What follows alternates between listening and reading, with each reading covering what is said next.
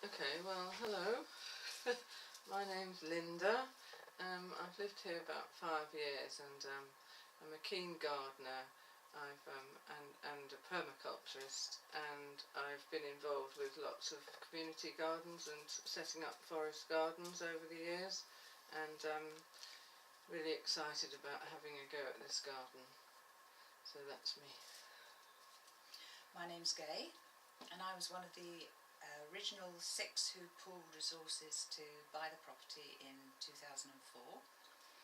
I moved from Cambridge, where for the past 14 years I'd worked as part of a whole food cooperative, and the last 7 of those helped set up and run a complementary health centre. So from working in a non-hierarchical business, I wanted to extend that to living in a non-hierarchical community, sharing those values. And also important for me was being in a place where daily group meditation was practiced and an inclusive spiritual dimension valued. So that's me. My name is Roz.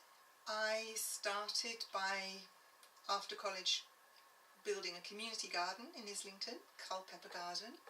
I got involved with the FED, which is the Federation of City Farms. And through that I met Bill Mollison, and I went out to Australia, and I was there for the setting up of the Broadacre project there. And I lived in Australia for about 18 years, and when I came back I found Threshold. I've been living here for 3 years, and I was really interested to see that there was a permaculture dimension to it, and that we were sharing our fridges and our lawnmowers and our small machinery and living lightly on the land. And the reason I'm excited by this is because we've got the chance now to change the rather formal layout into a more permaculture design.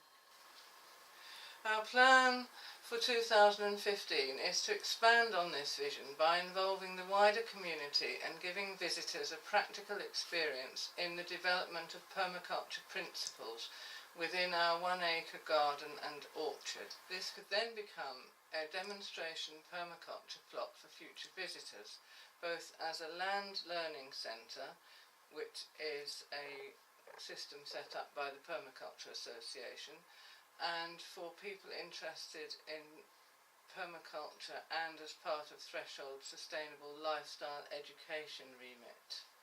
We are also encouraging people from the local community to share in our garden space and benefit from the organic produce. Most of us have been involved with permaculture in some way or another in our lives, and we feel it's time to get a more permaculture feel into the garden. We've always been organic, but it's been set up with a very traditional raised bed square look, and there's lots of grass in between, and now we feel it's time for a change. Oh, let's go and dig up some ponds. Oh my gosh, what am I doing here?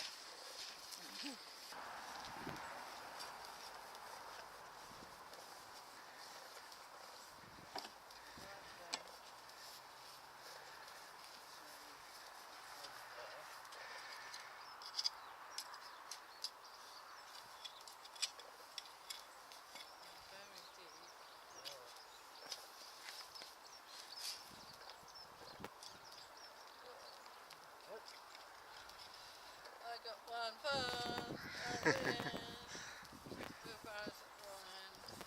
I've got octopussy.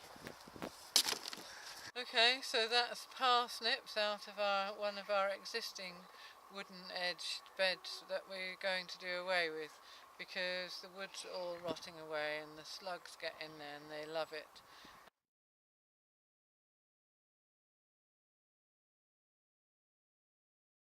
And so we're going to do away with all this grass space that's in between the beds and create a whole lot more growing space, and have some nice permaculture shapes that will then flow into a forest garden that we're going to plant, going into our orchard. and we need loads of manure and compost and stuff because it's a horrible clay soil and we have to build up the soil. So once we get that delivered in, we hope it will all end up looking like the bit that we've already done over there, which is just nice mulch paths and raised beds and no slugs. We'll start planting a forest garden to integrate the veggies and the orchard, a new pond, and eventually some ducks to go with our chickens, and some bees. And of course, we love the wildlife and we're always encouraging our wildlife. We need to create a better camping space for our volunteers so that we can accommodate more of you without overwhelming our farmhouse facilities. We want to provide some shelter, somewhere to cook and some seating. We already have a yurt and a compost loo, so it'll be a big camping hub. My name is Charles. I am one of the volunteers working on this project. I am looking at the technical aspects of the scheme. This is our straw bale kitchen, which is made of natural materials. It's supported on a granular and tire foundation with a grass roof on a recycled timber planks. This will be the part of our social hub, and this kitchen plays a part in supporting our volunteers where they can have drinks and light snacks. Please help us in any way you can. If we don't reach our target of £6,000, we will need to return any pledges already made. Hi, my name is Andrew. My experience in the past is I lived in Scotland for 10 years with my family, where I had a small holding, where we kept goats and chickens, and I had a large vegetable garden. We often dream of big projects such as this. Thanks to the Permaculture Association associating themselves with crowdfunding, now our dreams will come true. Dream, if you don't have a dream, how you gonna make a dream come true?